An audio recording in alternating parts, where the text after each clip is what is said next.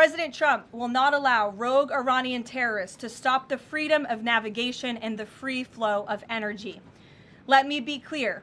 It is a good thing to wipe out terrorists who indiscriminately target civilians and attempt to hold the global economy hostage, and President Trump should be commended for doing so. As the president made unequivocally clear to the remaining elements of this terrorist regime in his statement yesterday, if they do anything to stop the flow of oil or goods within the Strait of Hormuz, they will be hit by the world's most powerful military 20 times harder than they have been hit thus far. Moving forward, the stated objectives for Operation Epic Fury remain the same: destroy the terrorist regime's ballistic missiles, raise their Iranian missile industry to the ground, ensure their terrorist proxies can no longer destabilize the region, and ensure that Iran never obtains a nuclear weapon. President Trump remains confident these goals will be accomplished in swift fashion. As for the oil, President Trump fully expected the rogue Iranian regime to try and disrupt the global markets.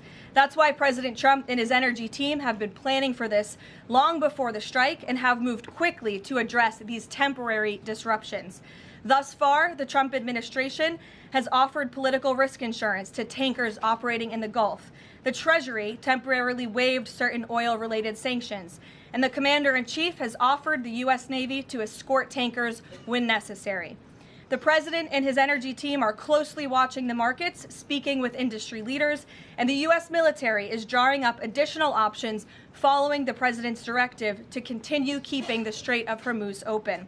I will not broadcast what those options look like, but just know the president is not afraid to use them. Rest assured to the American people, the recent increase in oil and gas prices is temporary, and this operation will result in lower gas prices in the long term. Once the national security objectives of Operation Epic Fury are fully achieved, Americans will see oil and gas prices drop rapidly, potentially even lower than they were prior to the start of the operation.